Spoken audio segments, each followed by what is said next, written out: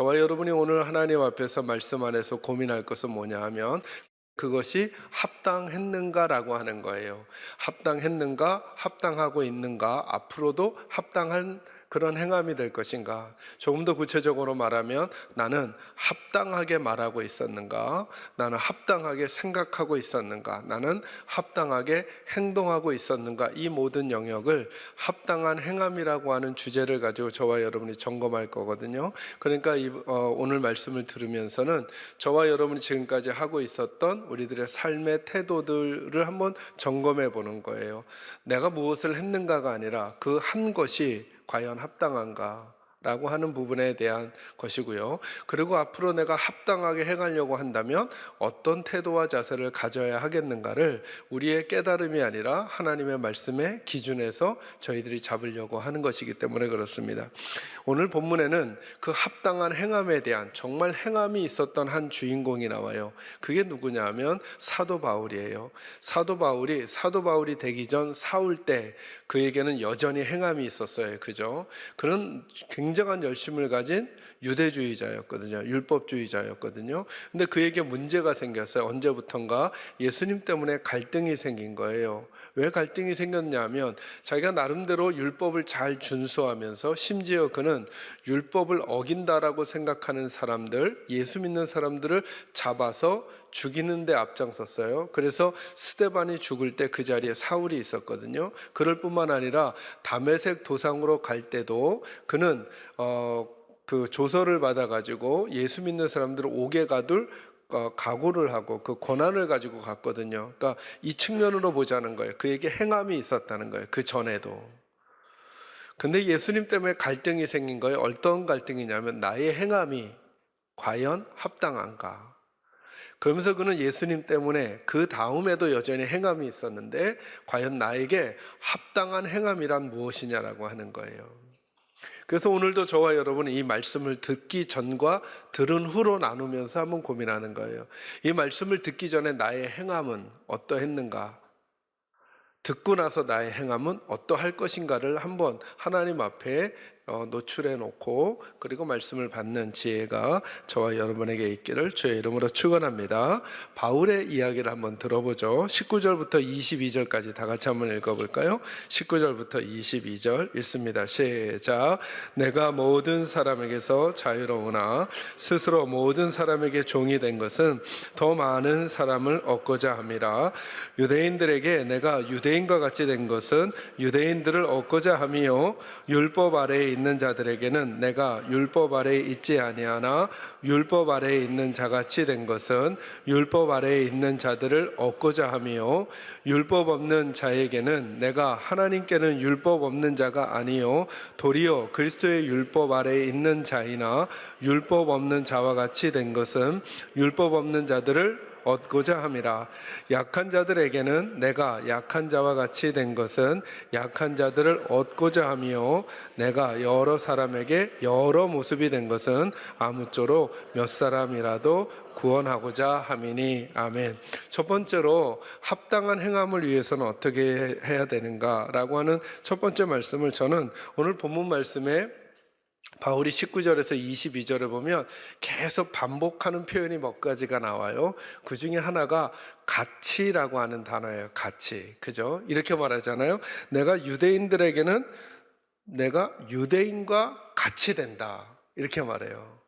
그죠? 그리고 뭐라 그러냐면 율법 아래에 있는 자들에게는 내가 마치 율법 아래에 있는 자같이 내가 될 거다. 이렇게 말하고 율법이 없는 자에게는 내가 그리스도의 율법 아래에 있는 사람이기는 하나 율법이 없는 자같이 될 거다. 이렇게 말하죠. 그죠? 그러니까 마치 어떤 모습이 있냐면 저는 오늘 본문 말씀을 묵상하면서 그럼 바울의 모습이 우리가 이해하기 쉬운 단어로 바꾸면 어떤 사람처럼 보이냐면 줏대 없는 사람처럼 보이는 거예요. 그죠? 왜냐하면 A라는 사람에게는 A라는 사람처럼, B라는 사람에게는 B라는 사람처럼, C라는 사람에게는 C라는 사람처럼 내가 대주겠다 이 말이에요. 그럼 이런 사람 줏대가 없는 거죠.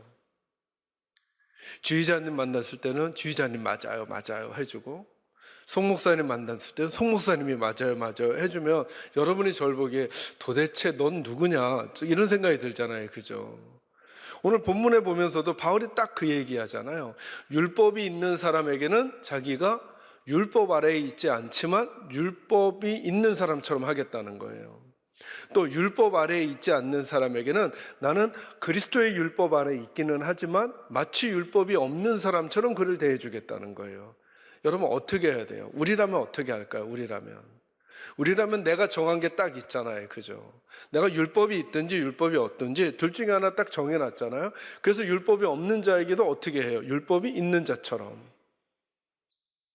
근데 바울은 지금 그렇게 얘기를 하고 있질 않아요. 이게 그가 예수님을 만나기 전과 만난 후에 달라진 태도예요. 근데 예수님을 만나고 난 후부터 그의 삶에 변화가 생겼다는 거예요. 어떤 변화가 생겼느냐 하면 다른 사람들을 대하는데 예전에는 내가 가지고 있는 것을 정하고 그것 때문에 다른 사람들을 판단했는데 이제는 어떤 마음이 자꾸 드냐 하면 내가 무엇을 가지고 있든지 그것을 버리겠다라는 게 아니라 그걸 가지고 있지만 그 사람을 만날 때 그 사람에게 나를 맞춰주는 사람이 되겠다는 거예요. 그러니까 아까 제가 한 표현 맞죠? 뭐가 없어 보여요? 여러분은 줏대가 있으세요? 없으세요? 근데 바울은 무슨 생각을 하기 시작했냐면 예수님을 만나고 난 다음에 그 예수님 때문에 그 태도가 생겼다는 거예요. 이게 오늘 첫 번째 말씀이에요. 합당한 행함을 하려면 여러분 따라하면 첫 번째, 친절해야 합니다. 네, 정말 친절하셔야 됩니다.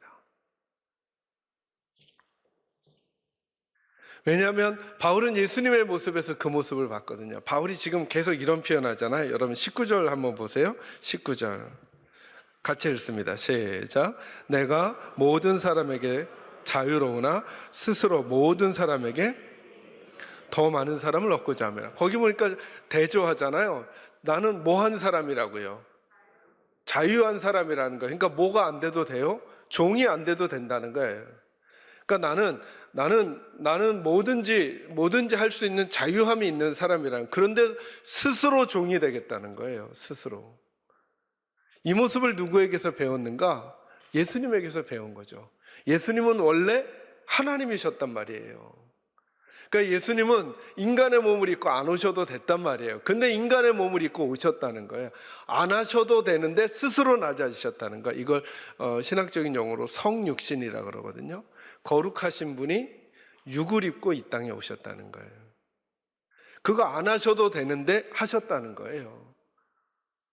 그 비밀을 바울이 깨닫기 시작한 거예요. 사람을 진짜 변하게 하고 행복하게 하고 거기에 생명을 가져다 주는 게 뭐냐 하면 하나님이 이러시지 않았다는 거예요. 하나님의 자리에 계시면서 이렇게 끌어올리신 게 아니라 예수님께서 내려오셨다는 거예요.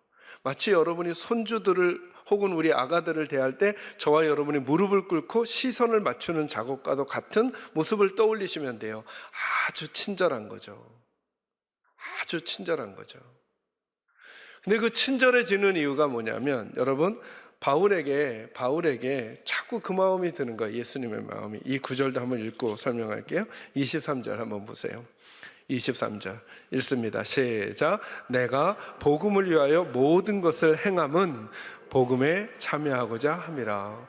그러니까 자기가 왜 이렇게 하냐? 복음 때문에 그렇다는 거예요. 근데 그 자기가 마음이 왜 그렇게 내가 친절하려고 하는가? 사람들에게 복음에 참여하고 싶다는 거예요.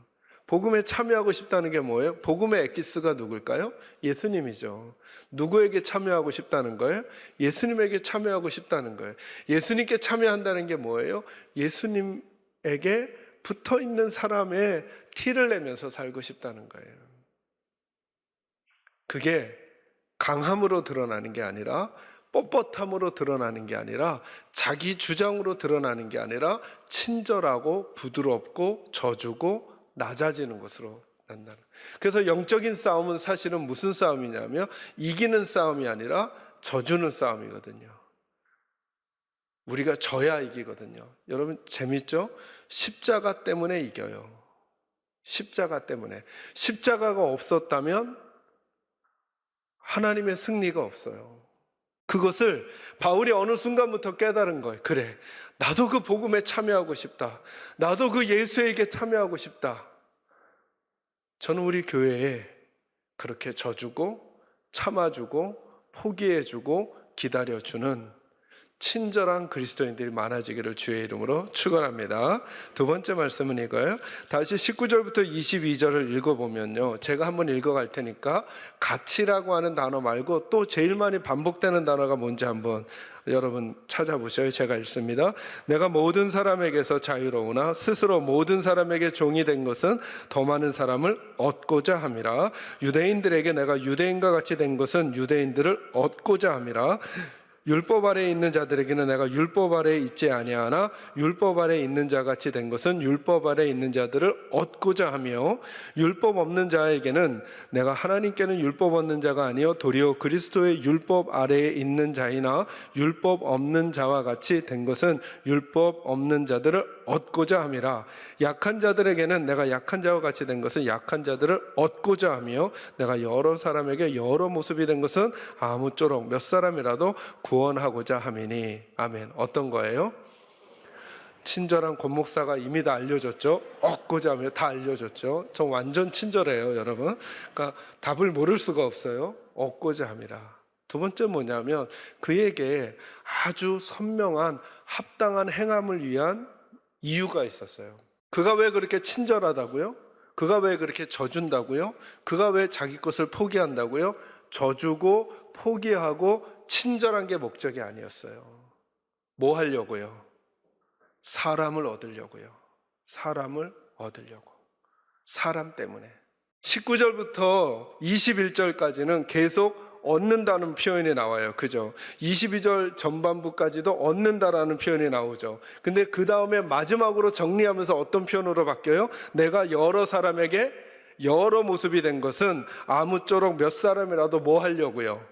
구원하려고 한다는. 그러니까 결국 이 얻는다는 거는 내가 그렇게 친절해주고 져주고 그래서 그 사람 비유 맞춰주는 게 목적이 아니라는 거예요. 뭐가 목적이라는 거예요? 그 사람 내 편 만들고 내 사람 만드는 게 목적이요? 아니요. 뭐 하려고요? 구원 얻게 하는 것이 목적이라는 거예요. 내가 그래서 그 사람을 구원 얻는 것으로 도와주는 것이라면 나는 내게 자기 주장이 없는 게 아니지만 내 주장 꺾고 그 사람에게 맞춰줄 수 있으며, 나는 빨리 뛰어가 먼저 목적지가 있을 수 있지만 그 사람을 구원할 수 있다면 나는 내 걸음을 천천히 걸어서라도 그 사람과 함께 걸어서라도 함께 목적지로 갈 수 있으며, 나는 강하게 일에 추진력을 취할 수 있으나 만약에 이 사람을 구원하는 문제와 관계가 있다면 나는 이 사람과 함께 그 일을 해가면서 끝내 그 자리로 가겠다라고 하는 거죠. 그러니까 이미지가 그거죠. 뒤로 가거나 양보하거나 뒤처진 게 목적이 아니라 그것을 통해 영혼을 어떻게 하겠다는 거예요. 구원하는데 그는 선명한 이유를 갖는다는 거예요. 그러니까 복음에 참여하면서 예수님을 만나면서 바울은 자꾸 그걸 느꼈다는 거예요. 왜 예수님은 그 욕을 다 받고 계실까? 왜 예수님은 세리의 친구들이며 왜 예수님은 창기의 친구들이란 말을 들으셔야만 했을까? 고고하게 남들이 범접하지 못할 거룩함으로 존재하면서 하나님의 말씀 얼마든지 전할 수 있을 것 같은데 왜 예수님은 다른 랍비들과 선생님들과는 다르게 왜 창녀들의 친구가 아니냐라는 그런 말들, 혹시 세리의 친구가 아니냐라는 말을 들으면서도 그 낮아짐의 자리에 있냐는 거예요. 왜요? 그 자리가 좋아서? 아니라니까요. 세리를 칭찬하기 위해서? 아니라니까요. 그들을 뭐 하시려고? 구원하시려고 하신다는 사실을 알게 된 거예요. 그리고 자기를 돌아보니까 나는 왜 그렇게도 율법 했는가? 그들을 살리려고 했는가? 아니면 그들을 정죄하려고 했는가? 자기 삶을 살피게 된 거예요. 누가요? 사도 바울이. 그러니까 자기의 이전의 삶은, 예수 만나기 이전의 삶은 이런 표현을 할 수가 없었던 거예요. 나는 율법주의자니까 율법 있는 사람은 율법 있는 사람처럼, 없는 사람에게도 있는 사람처럼 했어요. 왜요? 사람을 얻으려고? 아니요. 내가 가진 걸 지켜내려고 했던 그가 그가 새로운 이유가 생겼어요. 아니구나. 예수님 만나보니 내가 하는 모든 행함이 어찌하였던, 그래서 오늘 이 표현 쓰잖아요. 내가 여러 사람에게 여러 모습이 된 것은, 그 다음 표현이 뭐예요? 아무쪼록. 저는 이 단어가 너무 번역이 잘 된 것 같아요. 아무쪼록. 내가 한 어떤 선택의 행위가 아무쪼록 몇 사람이라도 구원하려고 하는 그 갈망에서 나오길 원하는 거죠. 내가 지금까지 어떻게 행하고 있었는가, 나는 과연 합당하게 행했는가를 한번 점검해 보시고, 오늘 말씀을 들은 이 시간을 기점으로, 그래, 내가 그런 태도와 자세로 일을 하고 있는가, 나는 한 영혼이라도 더 구원하고자. 여기 구원한다는 말을 다른 말로 표현하면 어떤 표현으로 할 수 있을까요? 그 사람이 예수를 믿던 안 믿던 조금이라도 더 예수님에게, 만약에 예수님과 가까워지는 거리가 100m라면 오늘 나를 만나서 1m라도 더 가까이 오게 하려고 나는 하고 있는가. 그죠? 그죠? 그래서 제가 가끔 저에게 그 주례 부탁이 들어오는데, 이렇게 망설이면서 주례 부탁하는 분들이 간혹 계세요. 목사님, 아직 신랑이 예수 안 믿는데 목사님 주례해 주실 수 있나요? 저는 완전 땡큐하다 그래요. 네. 근데 목사님, 예배 형식이 아니라 그냥 일반 예식장에서 그냥 목사님 딱 주례만 해주셔야 되는데요, 저는 완전 고맙다 그래요. 왜 그럴까요, 여러분? 예배 형식이든 아니든, 교회든 예식장이든 제가 하면 뭐가 될까요? 저 완전 설교할 거거든요. 네. 그런데 설교인 줄도 모르는 설교를 해드리면 되잖아요, 그죠? 그래서 예수 안 믿는 그 신랑과 또 신랑 가족이 저건 설교가 아니고 주례네? 근데 목사의 주례도 나쁘지 않은 걸? 라고 생각하면 예수님께로 오는 길 100m인데 몇 미터는 온 거예요? 뭐 그렇게 짜세요? 네. 1m는 온 거잖아요. 맞아요, 여러분? 그러면 되잖아요, 그죠? 그러면 되잖아요. 근데 안 됩니다. 저는 목사인데 그래도 제가 주례하려면 예배 형식이 돼야 되고, 그리고 둘 다 예수를 적어도 세례는 받아야 제가 주례할 수 있죠. 이런 생각을 하시는 분들도 계실 수 있어요. 전 그걸 나쁘다 하는 게 아니라 제 깨달음 안에서는 아니야.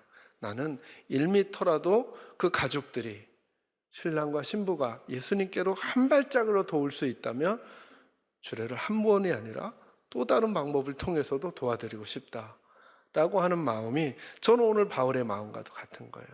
바울은 전에 그랬거든요. 안 돼. 내 방식이 아니면 안 돼.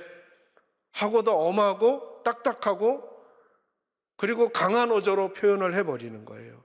그래서 때로는 사람들을 감옥에 가기도 하고 심지어는 죽이는 자리까지 있었단 말이죠. 그런데 그것이 하나님의 마음이 아니구나를 깨닫고는 그에게는 이유가 바뀌어버렸어요. 나는 어떻게 하든 아무쪼록. 영어로 보면은 어떤 표현이냐면요, 영어를 우리말로 바꾸면 이런 표현이에요. 가능한 한 모든 방법을 동원해서라도 몇 사람이라도 하나님께로 인도해 드리고 싶다. 그게 그의 목적이라는 거예요. 우리가 그런 마음으로 우리 교회 옆에 있는 사람들을 대하고, 주차장에서 그렇게 대하고, 안내할 때 그렇게 대하고, 같이 예배할 때 그렇게 대하고, 우리 성도님들 입장에서는 안내하시는 우리 권사님이 만약에 우리 어머님은 어떻게 하시겠어요? 어머니라는 마음으로 잘 따라드려서 요 앞자리 벼 있잖아요. 요 앞자리 불편하시긴 할 거예요. 그러나 저랑 눈을 마주칠 수 있는 장점이 있어요. 네. 이 앞자리로 인도하실 때 기쁘게 와주실 수 있다면, 아무쪼록 여기 와주시면 뒷자리가 비게 될 거잖아요, 그죠? 그럼 뒷자리 오기 불편해서 이제 한 5m 정도 오려는 분들이 역까지 오시긴 너무 힘들어요. 아무쪼록 그것기 때문에 이 자리를 해주신다면 뒷자리에 그런 분들이 앉으실 수 있도록 배려해 드릴 수 있잖아요, 그죠? 그 모습 하나하나가 하나님 보시기에 얼마나 박수 받을 만한 일이냐는 거예요. 그런 마음이 저와 여러분에게 있기를 주의 이름으로 축원합니다. 마지막 한 가지만 더 하고 마무리할게요. 24절부터 27절. 제가 읽고 설명해 드릴게요. 24절부터 27절. 운동장에서 다름질하는 자들이 다 달릴지라도 오직 상을 받는 사람은 한 사람인 줄을 너희가 알지 못하느냐. 너희도 상을 받도록 이와 같이 다름질하라. 이기기를 다투는 자마다 모든 일에 절제하나니 그들은 썩을 승리자의 관을 얻고자 하되 우리는 썩지 아니할 것을 얻고자 하노라.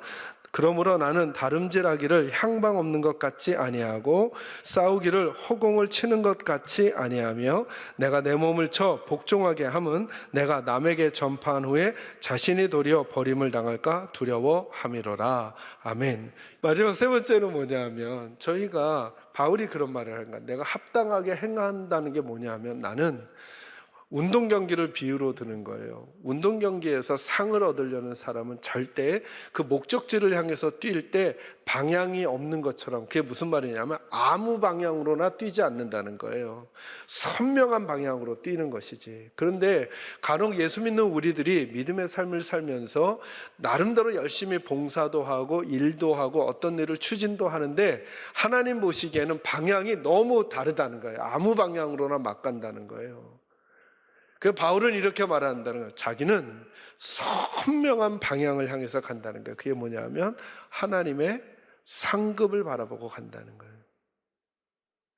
그래서 그는 이렇게 점검하지 않는다는 거예요. 내가 원하는 일을 했는가? 이걸로 끝나는 게 아니라 내가 원하는 이 일이 하나님께 상급을 받을 만한 일인가? 이 일을 해도 하나님께서는 아무 신경도 쓰시지 않을 일인가? 이거 여쭌다는 거예요. 그래서 하나님께 상급이 되는 일을, 그 일을 향해서 내가 일을 한다는 거예요. 자, 다시 들어보셔요. 제가 설교를 해요. 여러분이 찬송을 해요. 여러분이 봉사를 해요. 여러분이 교사를 해요. 내가 설교를 하고 찬송을 하고 봉사를 하고 교사를 하는 이유가 내가 하고 싶어서 1번, 2번. 그리고 남들이 박수 쳐주니까 여기에 하나님의 상급이 없어요.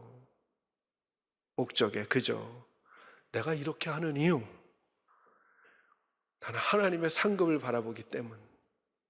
때로는 너무 힘든 자리지만, 때로는 너무 어려운 자리지만, 때로는 너무 피곤하지만, 때로는 너무 마음이 상하지만, 그럼에도 불구하고 내가 이 자리를 지키며 그 방향으로 가는 이유, 나는 이 길 끝에 하나님이 내게 주시는 상급을 바라보기 때문이다. 그래서 여러분 24절에서 25절에 보면 그 앞에랑 똑같은 단어들이 반복돼요. 하나는 같이, 하나는 얻고자 함이라.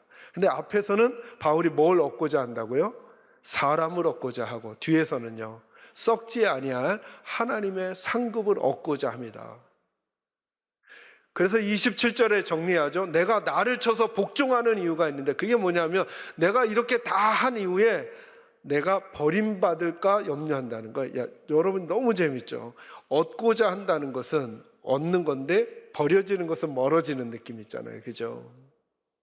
바울은 선명한 목적이 있어요. 예수님을 만난 뒤로부터 그의 삶 속에 들어온 거예요. 그전에도 그는 행함을 가지고 살아갔어요. 근데 그 행함이 하나님께도 아무것도 안 남고 사람들도 돕지 못하는 걸 깨닫는 그는 이제부터 예수가 그 안에 있는 그 순간부터 어찌하였던 모든 가능성을 다 동원해 한 사람이라도 예수님에게 더 가까이 가도록 하기 위해서라면 나는 나를 낮추어도 괜찮다 생각하고, 그렇게 하는 것이 하나님께서 내게 썩지 아니할 면류관을 가져다 주시는 길임을 그가 기억했기 때문입니다. 저와 여러분의 올 1년의 삶, 아니 앞으로의 삶은 이 씨름이 되기를 원하고, 그래서 끝내 우리 주님이 넌 내 사람이야 라고 말할 수 있는 그 삶이 저와 여러분에게 있기를 주의 이름으로 축원합니다.